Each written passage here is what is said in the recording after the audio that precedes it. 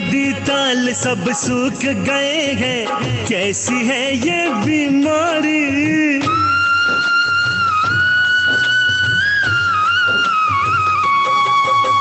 नदी ताल सब सूख गए हैं, कैसी है ये बीमारी।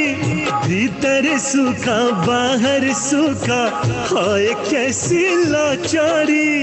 कल तक थे जो जिंदा धारे,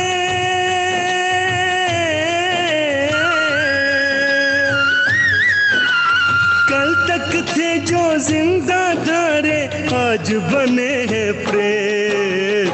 पानी पानी पानी पानी मांग रहा है देश। पानी पानी पानी पानी मांग रहा है देश।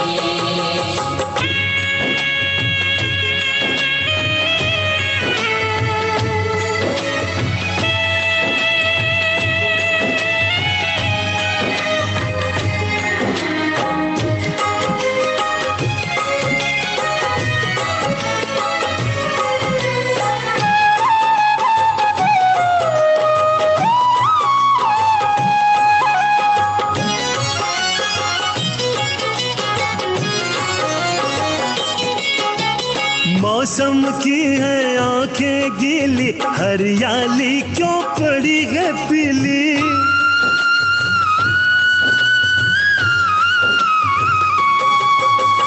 मौसम की है आंखें गीली, हरियाली क्यों पड़ी है पीली। किस नागन ने डसा है इसको, फिजा हो गई है जहरीली। सावन भादो ऐसे आए,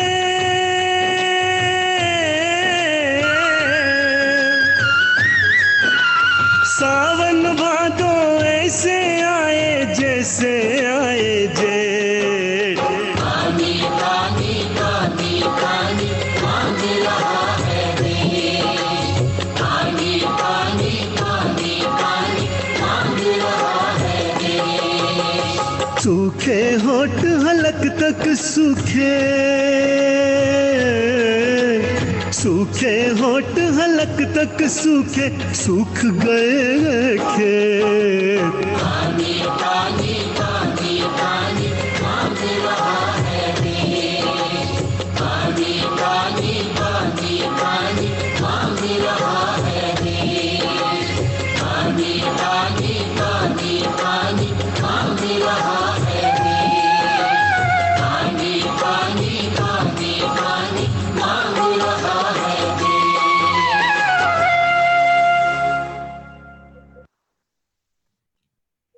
आज का अपना ये कार्यक्रम विधिवत रूप से प्रारंभ हो, इसके लिए आवश्यक है कि मंचासीन सभी व्यक्तियों से मैं निवेदन करूंगा कि एक बार उनका परिचय हो जाए, ताकि जितने भी पार्टिसिपेंट्स हैं वो हम सबसे परिचित हो सकें। इसलिए मैं एक एक करके नाम बोलूंगा और नाम के साथ ही एक बार स्क्रीन पर सामने आ जाएंगे तो सभी पार्टिसिपेंट्स जान पाएंगे कि आज हमें किन लोगों का उद्बोधन प्राप्त होने वाला है, और हमारी शंकाओं का समाधान भी उन्हीं के द्वारा होगा। इसलिए जब सभी वक्ता बोल सकेंगे, उसके बाद ऑडियंस में से किसी भी ऑडियंस की कोई छूट होगी कि वो अपना प्रश्नोत्तर करें किसी भी पर्टिकुलर और वक्ता के साथ।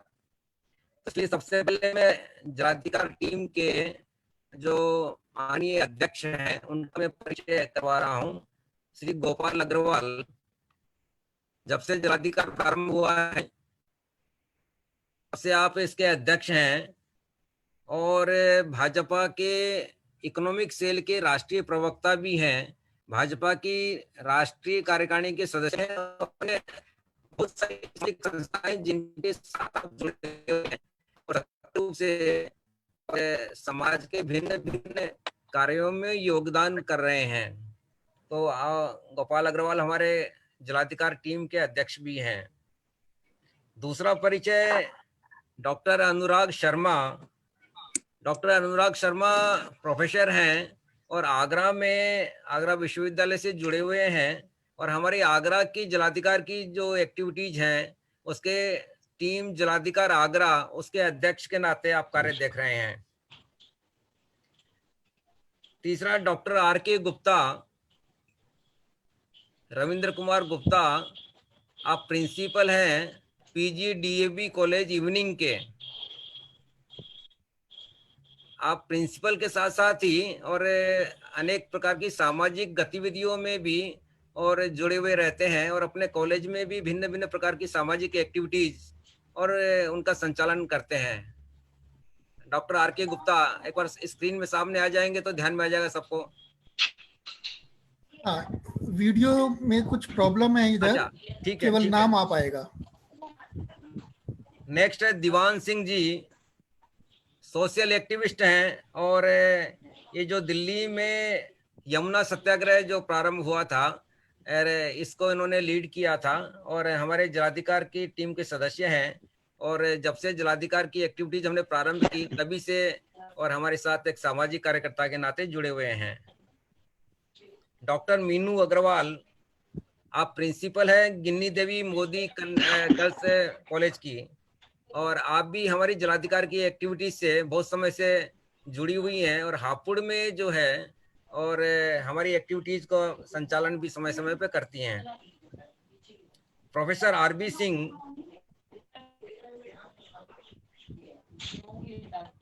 प्रोफेसर आरबी सिंह अभी आप दिल्ली विश्वविद्यालय से रिटायर्ड हुए हैं। आप डिपार्टमेंट ऑफ ज्योग्राफी में दिल्ली स्कूल ऑफ इकोनॉमिक्स में आप हेड ऑफ द डिपार्टमेंट थे, और विश्व की बहुत सारी ऐसी संस्थाएं हैं जिनको आपका मार्गदर्शन समय समय पर प्राप्त होता है।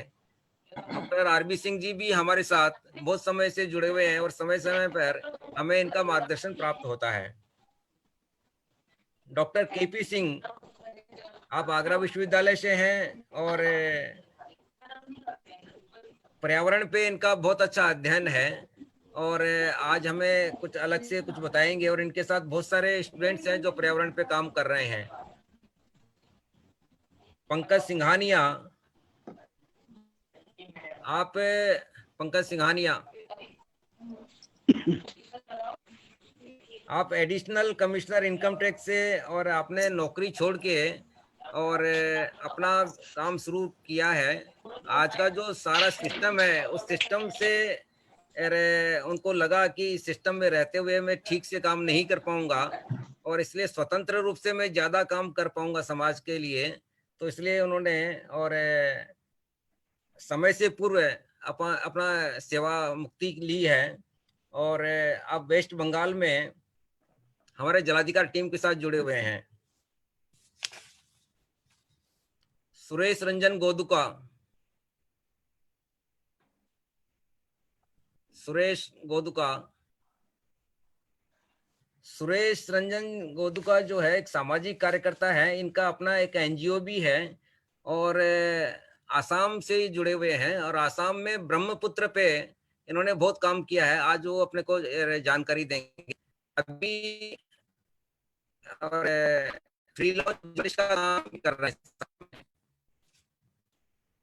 योगेंद्र पाल सिंह,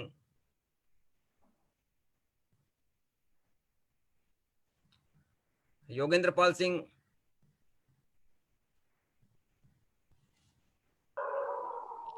पाल सिंह हमारे टीम जलाधिकार के सदस्य हैं, पैसे से कंप्यूटर इंजीनियर हैं।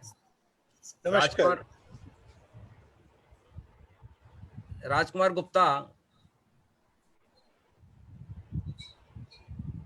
गुप्ता बाई प्रोफेशन सीए हैं, जलाधिकार के ट्रेजरर के नाते आप काम देख रहे हैं, और हमारी सारी एक्टिविटीज में तन्मयता के साथ काम कर रहे हैं।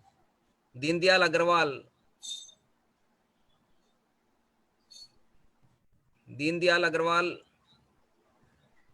आप भी सीए हैं, और हमारी जलाधिकार के वाइस प्रेसिडेंट के नाते काम कर रहे हैं। इससे पूर्व बैंक ऑफ महाराष्ट्र में आप डायरेक्टर भी और वर्तमान में हैं, पहले भी थे और अभी भी दोबारा से शायद हैं। इनका अपना एक एनजीओ सीएसआर रिसर्च फाउंडेशन जो है उसमें भी आप डायरेक्टर के नाते और दूसरी प्रकार की सामाजिक गतिविधियां भी चला रहे हैं उसमें से। अवधेश उपाध्याय,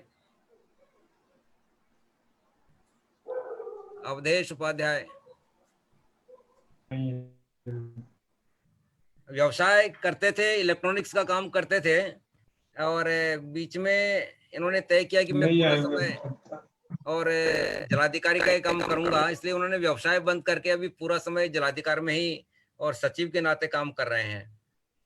नितिन किशोर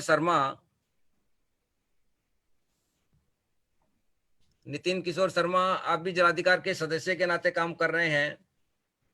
नितिन अग्रवाल जी आगरा से हमारी टीम जलाधिकारी के कोषाध्यक्ष हैं।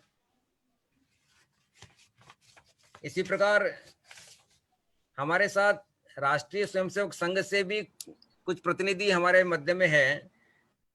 श्रीमान चंद्र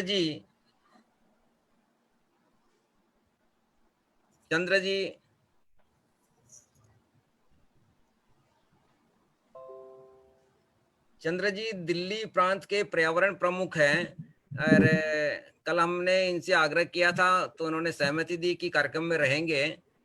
उनका भी हम अभिवादन करते हैं। श्रीमान जय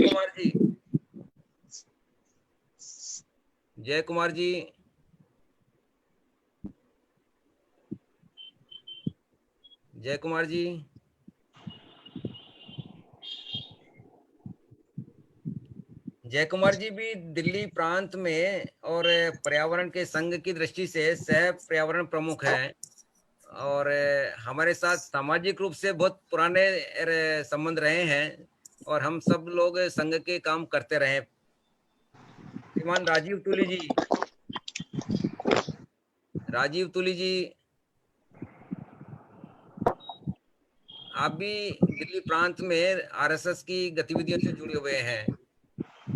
तो इस प्रकार ये सारे परिचय थे जो आज के पैनल में हमारे साथ थे, वो मैंने आप सबको करवाया है। और मैं हमारे जो अध्यक्ष श्री गोपाल अग्रवाल जी हैं, उनसे निवेदन करूंगा कि वो जलाधिकार के उद्देश्य के बारे में और हम सबको जानकारी देवें। श्री गोपाल जी। धन्यवाद कैलाश जी। विन्नी जी, मैं चाहूंगा कि एक बार सबको आप म्यूट कर दीजिए, और अपने आप सब अपने उसको म्यूट कर दे, नहीं तो डिस्टरबेंस बहुत होगा, क्योंकि 260 से ऊपर पार्टिसिपेंट हैं और 19 लोग पैनलिस्ट के रूप में हैं। तो इसके लिए आवश्यक है कि आवाज सही ढंग से जाए। और दूसरा, मैं सभी जो 260 पार्टिसिपेंट अभी हो चुके हैं उन सब का अभिनंदन स्वागत करता हूं। इससे यह स्पष्ट रूप से सामने आता है कि इस विषय पे कितनी जागरूकता है और कितना लोग इस बात पे आज के समय में बातचीत करना चाहते हैं।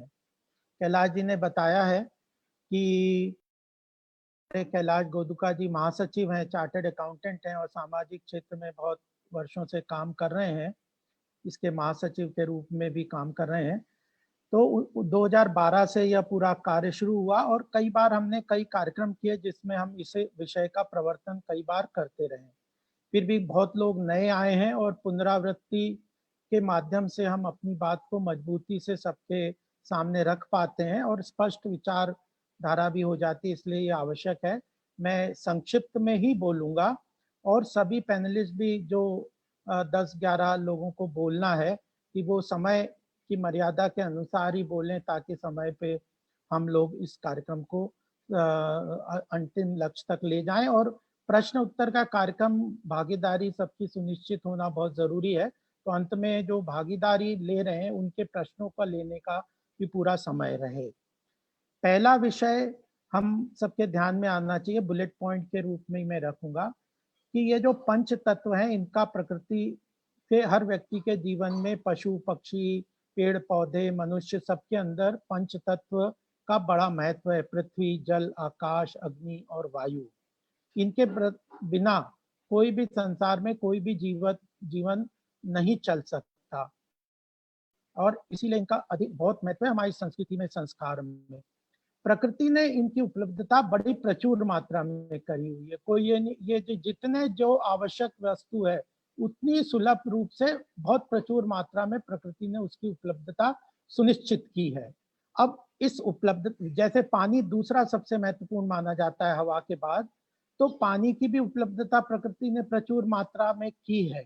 इसकी उपलब्धता सब जानते ही हैं कि पूरे जो शरीर का या कोई भी बनावट है उसकी लगभग 90% जो है वह जल का उसमें वो है वर्तमान, और 70% पूरी पृथ्वी का जल से उसकी उपलब्धता है। तो यह जो इतनी बड़ी उपलब्धता है, तो इसमें फिर समस्या क्यों इतनी बार चर्चा में कई बार आती है, यह समझना हमें बहुत महत्वपूर्ण है। इसकी बात जो चर्चा आती है कि पानी की बहुत कमी हो जाएगी, वर्ल्ड वॉर हो जाएगा और आने वाले समय में पानी को लोग तरसेंगे, तो इसका विषय बड़ा कॉम्प्लेक्सिटी आ जाती है। तो हम जब देखते हैं कि अवेलेबिलिटी और मैनेजमेंट की समस्या के कारण होता है। अवेलेबिलिटी का मतलब कि पूरा प्रकृति के पूरे सीजन के पूरे 12 महीने पूरी तरह से जल की उपलब्धता नहीं है, कुछ सीजन में काफी है, कुछ में कमी है। फिर क्षेत्र के अनुसार भी अलग अलग है, कुछ क्षेत्रों में इसकी प्रचुर मात्रा में उपलब्धता है और कुछ में नहीं है। तो समय की सीमा और स्थान की सीमा को ठीक करने के लिए मैनेजमेंट जो है, जिसको इसके पानी की मैनेजमेंट का बहुत महत्वपूर्ण योगदान है इसके बारे में। पांचवा जो बात है, जैसे समय और स्थान के अनुसार हम देखते हैं, और उसके बाद इसकी अवेलेबिलिटी में एक महत्वपूर्ण बात आती है कि भारतीय कानून में पानी की क्या स्थिति है। जो पानी है वह उसकी भारतीय संविधान क्या उसकी स्थिति मानता है, क्या उसके बारे में सरकारों को निर्देश देते हैं। तो अगर हमने कई जगह से देखा, तो जो कॉन्स्टिट्यूशन का आर्टिकल 21 है, वह राइट टू लाइफ के अंदर कोर्ट के बहुत सारे केसेस हैं जो स्पष्ट रूप से कहते हैं कि पानी की उपलब्धता राइट टू लाइफ के अंदर फंडामेंटल राइट असेंशियल एलिमेंट्स के तहत होती है, और इसकी अवेलेबिलिटी करना, पीने योग्य पानी सरकार की जिम्मेदारी है कि हर व्यक्ति को निशुल्क रूप से पीने योग्य पानी की उपलब्धता करवाना। जब ये इतना स्पष्ट हमारा कानून कहता है, प्रकृति इसको प्रचुर मात्रा में उपलब्ध कराती है, जीवन के मनुष्य मात्र के लिए, सब प्राणियों के मात्र के लिए बहुत आवश्यक है, तो फिर इसको उपलब्धता के जो विषय हैं उसको डील करने के लिए जो सरकारों ने भी राष्ट्रीय जल नीति की बनाई हुई है, और राष्ट्रीय जल नीति की ये 3 राष्ट्रीय जल नीति आ चुकी हैं। 2012 की लेटेस्ट लास्ट जल नीति थी, जिसके ऊपर उसके विचार को लेकर हम लोगों ने इस मूवमेंट को खड़ा किया था, और उसमें यह कानूनी उसमें जल नीति में तो यह लिखा हुआ जो गाइडिंग प्रिंसिपल है स्टेट्स को फॉलो करने के लिए भी, कि पानी का व्यवसायीकरण और निजीकरण यानी कमर्शलाइजेशन और प्राइवेटाइजेशन नहीं हो सकता। तो जो कानून कहता है कि निशुल्क पीने योग्य पानी हर व्यक्ति को उपलब्ध कराना सरकार की जिम्मेदारी है, तो उसको सुनिश्चित करने के लिए आवश्यक है कि किसी तरह का कमर्शियलाइजेशन पानी का और व्यवसायीकरण या निजीकरण नहीं होना चाहिए, प्राइवेट हाथों में नहीं होना चाहिए। सरकार के पास नेचुरल रिसोर्सेज के रूप में, ट्रस्टीशिप के रूप में सरकार के पास इसकी ओनरशिप नहीं है, लेकिन मैनेजमेंट और उसका डिस्ट्रीब्यूशन है। ट्रस्टीशिप के नाते ही है, यह किसी भी व्यक्ति या कंपनी या सरकार के पास इसकी ओनरशिप नहीं हो सकती। भारत के संविधान में और नीति में यही है, लेकिन हम इम्प्लीमेंटेशनल लेवल पे देखते हैं कि आज पानी के ऊपर चार्जेस हो रहे हैं और यह सब इस तरह की एक्टिविटी होती है। तो यह हमारा मुख्य उद्देश्य है कि पॉलिसी लेवल पे यह जो गरीब तबका है, जो जिसकी जीवन की आवश्यकता पानी की बहुत जरूरी है, पक्षियों को, पेड़ पौधों को, अगर यह पैसे लेके पानी देना शुरू किया तो फिर उन लोगों को पानी कैसे मिलेगा, इस विषय को लेके हम लोगों का बहुत बड़ा जोर है, और इसको काफी इंटेलेक्चुअल लेवल पे, इकोनॉमिक लेवल पे हम लोग डिस्कस कर चुके हैं। तो यह सबसे प्रमुख मुद्दा हम लोगों का वैचारिक रूप में यह है इस मूवमेंट को खड़ा करने का। अब दूसरी बात आती है कि सरकार की हमने जिम्मेदारी की बात की, संविधान के तहत जिम्मेदारी की बात की, संस्कृति और प्रकृति की बात की, व्यक्तिगत जिम्मेदारी क्या है। तो हमने दूसरा विषय बहुत प्रमुखता से लिया कि व्यक्तिगत जिम्मेदारी, अधिकारों की तो बात करते हैं, कर्तव्यों की भी बात हम साथ में करते हैं कि संरक्षण और संवर्धन करना इसका बहुत आवश्यक है। अगर हम इसको पॉल्यूट करते रहेंगे, इसका पानी का ख्याल नहीं रखेंगे, जो तालाब हैं, जो ग्राउंड वाटर हैं, नदियां हैं, इन सब बावड़ियां हैं, इन सबको अगर हम साफ नहीं रखेंगे तो आज जो स्थिति हम देख रहे हैं, विकट परिस्थिति हो रही है, वो इसलिए हो रही है कि जो नेचुरल वाटर बॉडीज हैं, रिवर्स हैं, ग्राउंड वाटर है, उन लोगों को हमने गैर जिम्मेदाराना तरीके से उसको संरक्षण संवर्धन नहीं किया और हम इसकी बर्बादी की तरफ भी कई तरह के कार्यों के कारण, पॉल्यूशन के कारण कर रहे हैं। तो यह व्यक्तिगत जिम्मेदारी है कि इसका संरक्षण संवर्धन करे। तो यह हमारा दूसरा बहुत महत्वपूर्ण विषय है। अब इसके साथ यह आता है कि आखिर इस पानी को प्यूरिफिकेशन करना है, डिस्ट्रीब्यूशन करना है, तो इसकी कॉस्ट तो लगेगी, कोई तो इस कीमत इसको चुकाएगा। कौन देगा? अगर व्यक्तियों से, इंडिविजुअल से पीने योग्य पानी को हम नहीं चाहते कि सरकारें चार्ज करें, तो इसके कॉस्ट ऑफ मैनेजमेंट और डिस्ट्रीब्यूशन को हमारा जो नीति, जल नीति भी कहती है, वह रिकवर करनी है। तो वह सरकारों को, हम मानते हैं कि सरकारों को बहुत सारी सुविधाएं सरकारें हर व्यक्ति को देती है, तो वह सरकार को अपने लिए वहन करना चाहिए। एक पीने योग्य पानी सबके लिए आवश्यक है, वह निशुल्क देना बहुत जरूरी है। और अगर हम आर्थिक विषय से, इकोनॉमिक पैरामीटर्स में भी देखें, अर्थतंत्र के अंदर देखें, तो असेंशियल कमोडिटीज, कई लोग कहते हैं कि कॉस्ट जो है, कीमत अगर पानी की लगाएंगे तो संरक्षण संवर्धन में या योगदान करता है।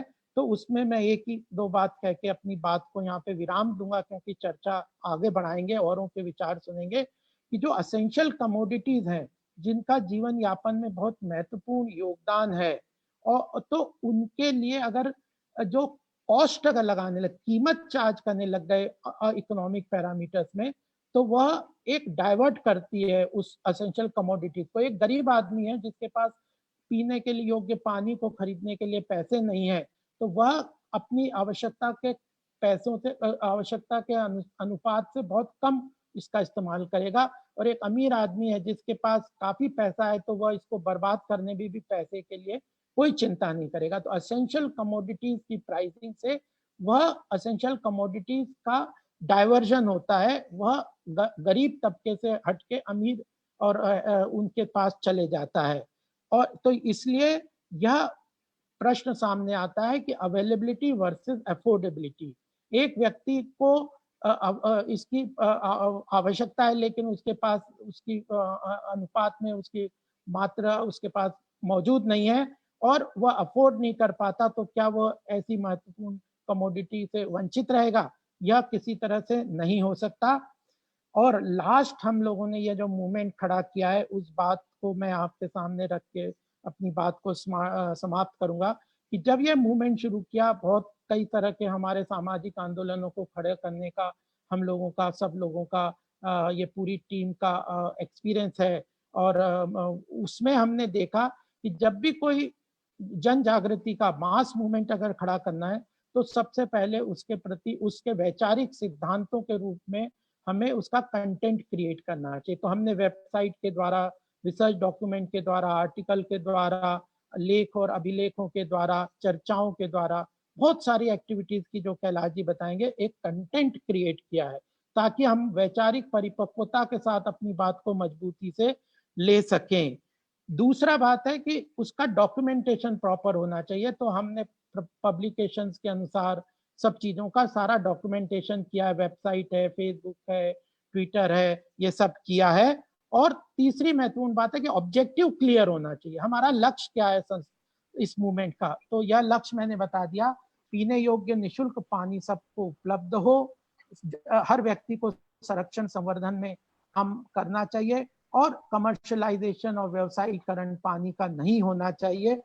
यह हमारा क्लियर कट ऑब्जेक्टिव है, जिसको पॉलिसी मेकर, अवेयरनेस और मूवमेंट के थ्रू हम सामने लेते हैं। और एक्शनेबल पॉइंट जो हम लास्ट में आपके सामने रखेंगे कि काम तो हम कर ही रहे हैं, आने वाले समय में भी ग्राउंड लेवल पे हम लोग इंडिविजुअली क्या काम कर सकते हैं ताकि अपने लक्ष्य को प्राप्त करें। तो ये चारों चीजों को ध्यान में रखते हुए हमने यह जलाधिकार फाउंडेशन का मूवमेंट शुरू किया है। बहुत बड़ी टीम पूरे देश में, आपने परिचय में देखा होगा कि 9 से 10 प्रदेशों में हमारे लोग अपने अपने क्षेत्र में कई काम किए हैं, जिसका विस्तृत जानकारी आपको कैलाश जी देंगे। यह मेरा ओपनिंग रिमार्क के रूप में अपना विषय मैं आपके सामने रखना चाहता हूं।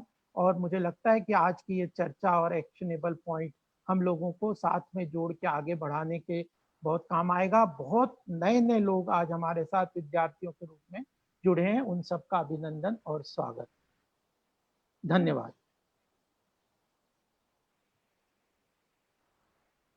कैलाश जी,